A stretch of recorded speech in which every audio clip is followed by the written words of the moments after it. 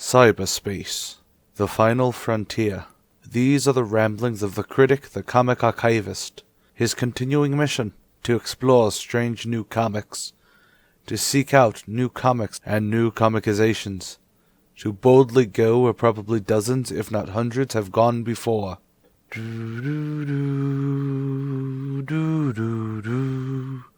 Hey, you already see the video title, so let's just dive right in. Warning, massive spoilers for Star Trek The Next Generation, Doctor Who Assimilation incoming. On with the show. Star Trek The Next Generation, Doctor Who Assimilation number 1. On Delta 4, a planet within the United Federation, metal men begin to rain from the sky, upgrading persons as they find them. The planet is under total invasion, yet some are able to flee as they alert the Federation to their plight, as the Borg have now teamed up with an unknown race, though us as the reader do know it as the Cybermen. Meanwhile, in ancient Egypt, Rory, Amy, and the Doctor are fleeing by chariot. As they give their pursuers the slip, the Doctor leads them to the Pharaoh's palace. After incapacitating the palace guards, they come to the Pharaoh himself. Of course, the Doctor reveals himself to be a Time Lord, and the Pharaoh reveals himself to be a pissed-off alien, which is the custom for the show.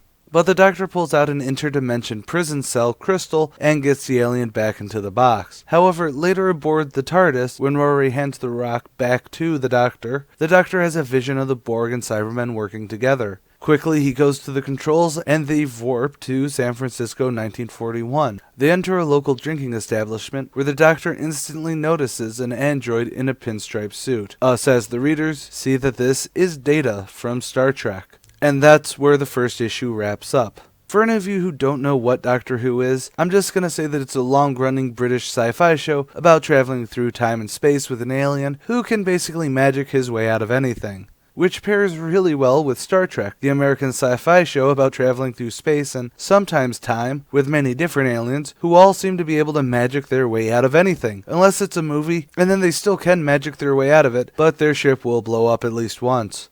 Now, I do want to say I wish there was more to this story, but the story doesn't need to rush. We've got 8 issues, and honestly, we have the setup for the villains already. I mean, the Cybermen and Borg are top iconic villains for each show respectively, with the very similar notion of upgrading the best tech onto fleshy organic internals. And apparently something happened with the Dimension since now they're working together. Oh, and fun fact, Star Trek fans may recognize the planet Delta 4 since it's the homeworld of the Deltans. You know, the bald horny race that Ilya from Star Trek the Motion Picture was part of? So, come back tomorrow and we'll figure out what the crew of the Enterprise is doing in 1941, though I think fans of the show already know the answer. Star Trek The Next Generation, Doctor Who Assimilation number 2. We open with Geordi LaForge running a diagnostic on the positronic man Data. Geordi brings up that Data may be an extraordinary android, but he is over 30 years old, and technologies like isolinear chips have made up huge improvements since then. So has he ever thought about upgrading himself? Data responds with the philosophical implications: if he continued to perpetually upgrade himself, where would it end, and where would he begin? Using Geordi's visor as an example of a superior component to other humans, yet Geordi has never considered upgrading other aspects of himself to be superior, and in fact would prefer to have normal eyesight like everyone else. Over in Captain Picard's ready room, Commander Riker enters and tells Captain Picard that they're arriving at the mining operation on Naya 7. It's only a basic meet and greet, so Riker, Worf, and Data are going down just to say howdy. Of course, then we get the standard Star Trek fluff of explaining the mining operation, the Federation ties to the native inhabitants, the Die. However, as it's being explained that they are having some technical difficulties in variables and whatnot, the window behind Riker shatters and the room begins to fill with water. They do get to safety as medical and engineering teams are sent down from the Enterprise to help figure things out. So they all beam back to the ship, but since there's nothing but time on their hands while Geordi figures out what happened to the infrastructure of the base, Dr. Crusher, Riker, and Data get dressed in their 1940s best and head to the holodeck to play the new Dixon Hill adventure. Aha! Sorry. So on the holodeck, they stand in a bar to get some grub. Suddenly a boisterous voice speaks loudly, praising the positronic android Data. The Doctor approaches Data, thrilled at him. Initially, the Enterprise crews think that they're just malfunctioning simulations, to which the Doctor finally realizes that they're in a holographic San Francisco. Riker shuts down the program, and the Doctor, Amy, and Rory are escorted to the captain. Something interesting to note is that the Doctor is remembering things he shouldn't possibly know, like that Worf is a Klingon. We get the big meeting between the Doctor and Captain Picard, with both very much in character, which is awesome. However, an emergency transmission from Delta 4 has the Enterprise charging in at Warp 9. Riker notes that Delta 4 is heavily populated, but of no strategic value. As soon as they're within visual range, the Doctor and Picard both look on in horror at fleets of Cybermen ships and Borg cubes. I know there's a lot of plot for this issue, and there's even gaps in there, like it's actually a couple of pages with Riker and co. meeting with the Doctor and co. in the hologram, taking a little longer than, that's weird, computer and program. But I think that's not a failing on the comic, but a failing in my review style for these, because what makes the Doctor is his voice. I mean, yes, the silly antics and badass parts make the character too, but without that dialogue and just tone overall and how he speaks, you kinda lose that spark. So while he and the Enterprise crew are not only written in the same step as the source material amazingly well, the interaction is what makes it just click on so many levels. Plus, it makes the worrisome look of Picard and the Doctor's face at the end really have the weight that it wants. But my personal favorite scene is the Data Geordi scene, about upgrading, which is obviously a commentary on the Cybermen and Borg ideology. But I just love this scene because it's a discussion that popped up in the show before, especially when talking of Geordi's visor. It's a fantastic scene that may be old hat, but works really well here for me. Also, fun reference I noticed is that there's this huge sign in the Dixon Hill holodeck adventure saying Tom's Bakery. I'm going to chalk this up as a reference to the fourth and, not even arguably, the most popular Doctor, Tom Baker. So tomorrow, the Doctor and the Enterprise crew face an armada of the Borg and the Cybermen, which may be neat since the Doctor is anti-violence and the Enterprise doesn't mind blowing stuff up if it's an inconvenience. Star Trek The Next Generation Doctor Who Assimilation #3. The Enterprise raise their shields and goes on red alert, but they've already been seen by the massive fleet of cyber wheels and Borg cubes. What, the cyber ships always look like wheels to me. The Enterprise is then hailed by a nifty-looking cyber controller plugged in with Borg tech, telling them that there is no stopping them. They begin to fire upon the Enterprise, and the Enterprise runs away like a scared little bunny. While fleeing, the Doctor and Picard discuss the Cybermen and the Borg, while trying to shake their pursuing enemies. Data goes through the Federation database for any information on the Cybermen, and yet there's only a tiny mention from the Enterprise of the 2260s. You know, Captain Kirk's Enterprise. The Doctor gives a shout of pain as memories start to flood back to him. Flashback to Stardate 3368.5. Hold on, gotta do a quick calculation. That would be May 15th, 2326. Which places us like 50 years before the next gen and 50 years after the setting of the original series. But to be fair, the original series has some continuity errors with their star dates, so I'm not holding it against them. But I digress. So Mr. Spock, Dr. McCoy, Commander Scotty, and Captain Kirk are taking a shuttle down to Aprilia 3, since they can't use a transporter to get down due to radiation around the planet. They're there because a Federation archaeology team has missed their scheduled transmissions and has not been answering subspace communications. When they arrive, though, everything seems to be in total order, with Professor Whitmore, the leader of the team, saying that the radiation around the planet hinders communication. But of course, the Enterprise crew are totally not buying it for a minute. So they come back at night, and while they're struggling to open the station door, a man in a long scarf comes to help. That's right, the fourth Doctor, Tom Baker, teams up with the original series crew to get to the bottom of this. In the compound, they find all the archaeologists just standing motionless, staring off. The Doctor notices that each of them has a strange doodad in their ear, so McCoy figures out how to turn it off and wakes up Whitmore. However, before he can save the rest, the classically designed Cybermen come marching in. And so we get a nifty action beat where the crew faces off against the Cybermen, and it's great to see Kirk smacked around a little. The Doctor uses gold dust since it interferes with Cybermen respiratory systems, and they do defeat the Cybermen, and then the Doctor runs off. However, the Enterprise crew brings up that everything seems fine now, but the archaeologists still can't crack the code of this old computer they uncovered. However, that's where the flashback ends. Back onto the next-gen Enterprise, Picard makes sure the Doctor doesn't need medical attention. The Doctor says he's fine, but if he's remembering things that he remembers not remembering, there's a bigger problem than just the immediate threat of the Cybermen. Worf says that there's no trace of their pursuers, so Picard decides that it's time to bring the Doctors to 10 forward to speak with Guinan. Oh, that should be awesome. But this issue focuses on the past interaction that you can definitely see as a way to go, here's everyone's favorite Doctor and the original crew. But it also gives a glimpse as to what could have broken the dimension, so it's understandable sort of piece. So now that the Doctor and the Enterprise crew have gotten over their meet cute, and some setup for why this whole thing is happening, come back tomorrow as the Doctor meets the listener, Guinan. Star Trek The Next Generation, Doctor Who Assimilation #4. So Guinan and the Doctor sit down to talk. Of course, Amy, Rory, and Captain Picard join them. Guinan talks to the Doctor as though they've met before, with her bringing up his TARDIS, which actually has the Doctor at a loss for words. Guinan does remember the Doctor, but knows that he's not supposed to exist in their universe. See, Guinan has the same sort of chronosense that the Doctor has, knowing when the flow of time gets all kerfluffled. The Doctor figures that the Cybermen must have broken the dimensions to form an alliance with the Borg to get the ultimate upgrade to their empire. With this renewed clarification, the Doctor jumps up knowing that he can defeat the Cybermen. He always has and he always will. Data calls Picard with some new activity from the Cybermen Borg fleet. Picard and everyone else goes to the observation lounge to discuss this. Data explains that while the fleet was originally on a straight course to Earth, they've begun to move in the opposite direction, on an unknown course. In fact, they stopped halfway through assimilating the planet of Kogan 5. So the logical answer is that the Enterprise should go see what was on Kogan 5 that made them turn around. Arriving on Kogan 5, Riker, Worf, Data, the Doctor, and his companions all beam down to a flaming settlement on the planet. After dealing with the Kogan drone sentries, they find Borg and Cybermen bodies, so they all beam back up to the ship with the bodies. Dr. Crusher analyzes the Cybermen they brought back, and Counselor Deanna Troi meets with the Pawns for the first time, where we get some feelings of why the Pawns are with the Doctor. So later, we find out what killed the Borg and the Cyberman. They were attacking each other. Similarly, the Doctor has gotten some data from the sentry drone that attacked them. The Cybermen have betrayed the Borg. As they discuss the reasoning behind it, Picard is called to the bridge. They have found wreckage from a space battle between the Borg and the Cybermen. Of course, Picard is just thinking good riddance to all this. The Enterprise then receives a subspace communication from the Borg, asking for a truce. Picard, still extremely pissed at the Borg for being super monsters of evil, says that there will never be peace with the Borg. The Borg will never receive assistance as long as he lives. And that's the end of the issue.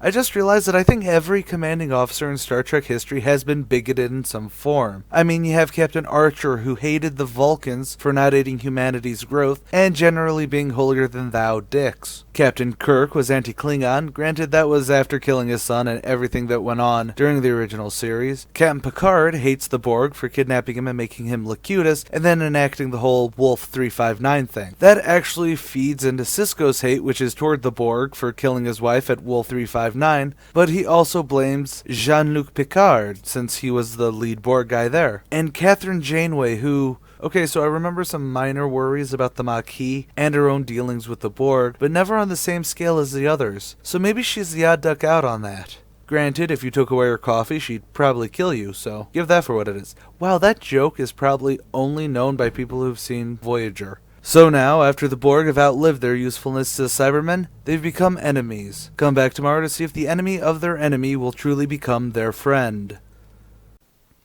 Star Trek The Next Generation, Doctor Who Assimilation #5.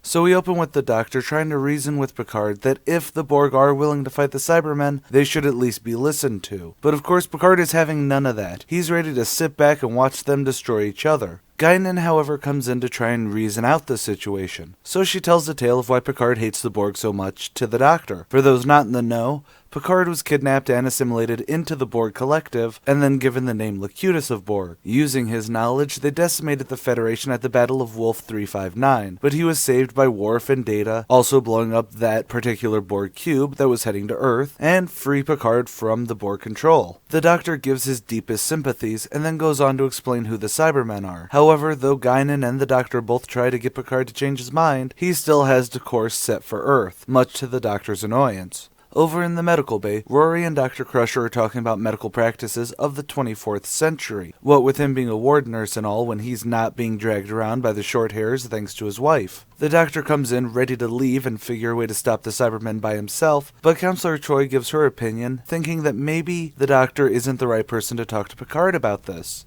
So Amy goes to Picard to tell him goodbye. She explains why she's willing to follow the Doctor on a nearly endless parade of certain death.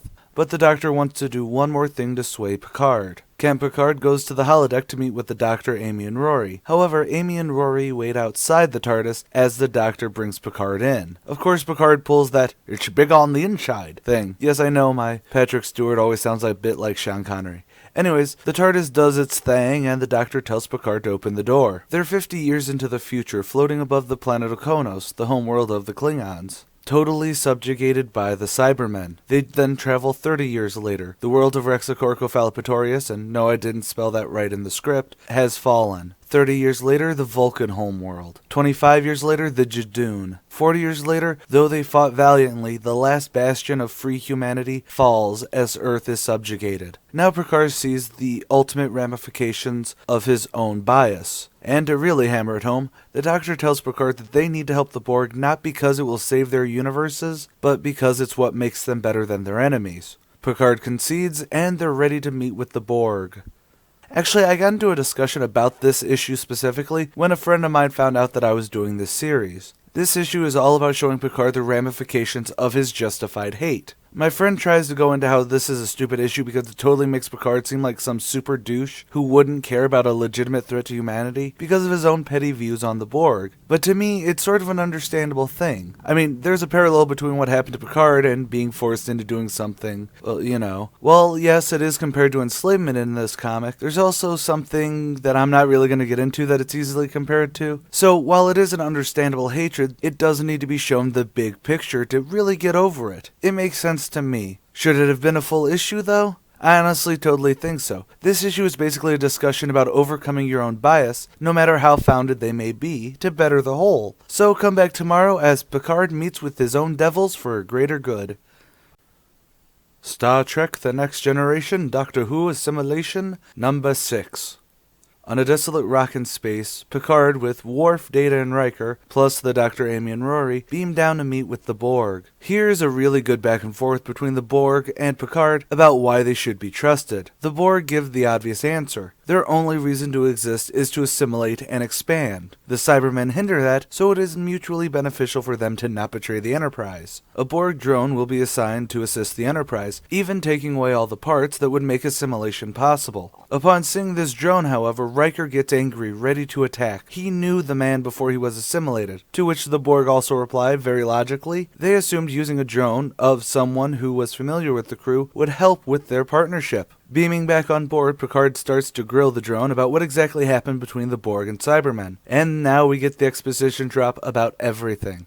The Cybermen cross dimensions to propose the alliance, so that impressed the Borg into agreeing to the alliance. But because the Borg are sort of innocent in their ideology, they did not think that the Cybermen would have the ambition of disregarding the Borg to betray them. So, first it started with their circuits, and then became a physical confrontation. The reason it manifested physically was the detection of a Time Lord in their universe. The Doctor added an infinitely unknown element to their plans, so they basically shut down the higher functions of the Borg Collective, and now are racing off to the Borg homeworld. Once the Cyber Controller reaches there, he'll have master control to cyber-convert the entire collective. The Doctor has a couple plans up his sleeve now, muttering something about Bad Wolf and echoes of the past. The Borg drone says that the Enterprise's engines are insufficient to catch up with the Cyber Controller's ship, so Riker takes the drone to meet with Geordi to see if he can soup up the engines a bit. As for a means to hurt the Cybermen, well, we already know what their biggest weakness is. But now where can they find a substantial amount of gold? The Enterprise then goes back to Naya 7. However, since gold is one of the embargoed goods that they can't take off planet, Picard now has to talk with the Dai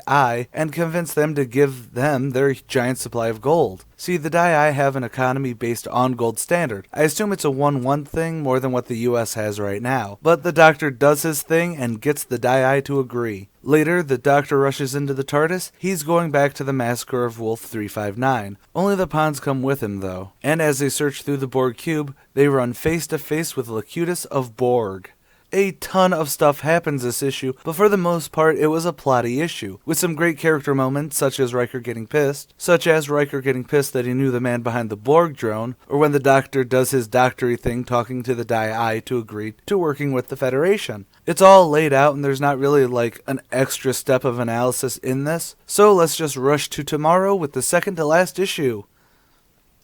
Star Trek The Next Generation Doctor Who Assimilation number 7. We open with the Doctor, Amy, and Rory in the past, face to face with Locutus of Borg. However, like most Borg drones around this time, the Doctor and his companions are of no consequence, so they just are allowed to wander around the cube. They search to find the Borg Executive Library to bring it back to the present future thing to free the Borg from the Cybermen. As he copies the Executive Library, the attack on Wolf 359 begins. With a heavy head, the Doctor says there's nothing to be done about the loss of 11,000 lives, and even has a little debate with Amy about it before they warp back to their own catastrophe. Coming back, they now can restore the Borg Collective if they can get to the Borg home world. However, Geordi has bad news. Even with their engines at maximum efficiency by the Borg calculations, there's no way to catch up to the cyber ship. Not with the laws of physics they have, anyways. To which the Doctor has the obvious answer. A small group of people can take the TARDIS to get onto the cyber ship. So Picard, Data, and Worf are going to take some security teams, but the Doctor of course brings up his no-gun policy, which makes me feel sad for the nameless security crewmen coming with them. But hey, they all get in, get another wow bigger on the inside moment, though Data does correctly presume that it's dimensional shifting. So they warp onto the lead cyber ship and are instantly met with intruder alarms. The group splits up, Data, Picard, and the Doctor going up to the command bridge, with the rest basically going to the engine rooms to blow them all to hell, with the rest going to the engine rooms to try and sabotage them. Actually, the away team has Type 3 phasers, you know, the phaser rifles, which I thought the Doctor said they weren't going to bring any, unless he was just talking about himself and the Ponds. Not a big hiccup. Worf gives the Ponds Type 2 phasers, you know, the sidearms, and they begin to creep along the ship. At the same time, Worf and that team, and Picard and his team, uncover the Cyberborgs en masse. Dun dun dun! So there's honestly not a lot that happens in this issue. The basic plot is they get the Executive Library and then take their TARDIS in to find the Cyberborgs as an army, which to me doesn't really come off surprising. I mean, the whole series up to this point is, oh no, the Borg and the Cybermen have teamed up. So seeing Cybermen with Borg upgrades glued on shouldn't be that surprising. Granted, even seeing those numbers directly in front of me would make me swear too. There's a lot more exposition about who the Doctor is and his rules in this, but I would really like to have seen maybe cutting out a page of the action later on and going in with some semi-logical argument about bringing the phasers or not. While it probably would have slowed the pacing down and I'd have complained, it would have just been interesting to see the difference between the Enterprise crew and the Doctor, because fundamentally, they're explorers who have very different ways to explore. But what we get is still awesome, so I'm just going to leave it at that and say come back tomorrow for the grand finale. Star Trek The Next Generation, Doctor Who Assimilation number 8.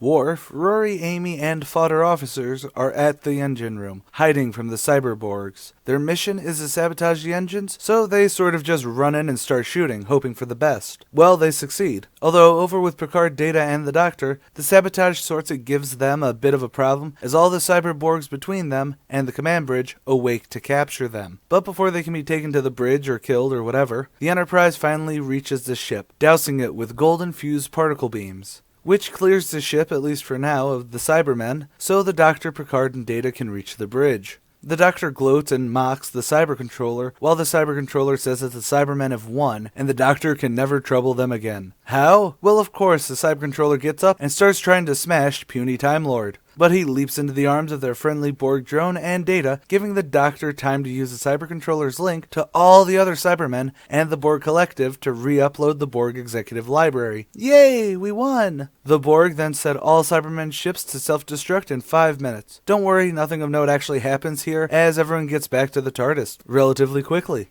However, with the Cybermen now defeated, their friendly Borg drone begins to say that resistance is futile, and they will be assimilated. He actually tries to assimilate the TARDIS itself, but the heart of the TARDIS retreats into Data, and Data punches him liberally before Worf throws him into the time vortex. Once they all reach the ship, everyone gives a happy farewell and then leaves. Though the final panel of this whole thing is the Borg Collective now wanting to master time travel. Sadly though, that final panel, which was actually supposed to lead into a sequel, where it was the Doctor on Deep Space Nine, and I would have fanboyed like 150% harder because of it, but once the Doctor Who license moved over to Titan Comics, that plan fell through. Though I'm hoping they'll see the benefits of an intercompany crossover, especially since DC is on that bandwagon hard lately. So anyways, that's the end of this whole glorious mess. So what do I think of the wrap-up? Well, the best way to describe this ending is knocking over dominoes. Hear me out, cause I may be making a new term. Domino endings are where the real story is following the setup, not the ending.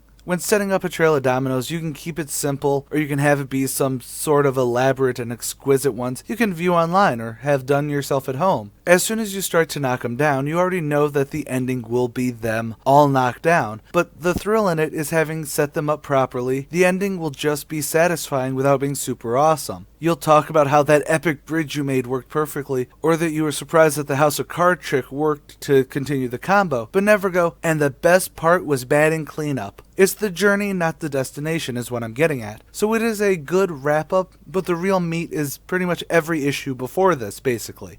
But what did I think of this series as a whole? Well, over on my other channel, I'll eventually have the Binging on Comic for this series up. Binging on Comics is where I discuss the whole story, event, or comics I covered on a comic a day. Link will be in description when it's up, or meander over to my main page where I have the past Binging on Comics for other completed stories, and many more shows. Also check out my other channel, ComicSins. Like our Facebook page, follow us on Twitter, and pledge us on Patreon, where you can choose the next A Comic a Day, or ComicSins, or pretty much anything. As always, stay golden, Inklings. And tomorrow, the man in black flees across the comics, and the Archivist plus a friend follows. Star trekking across the universe.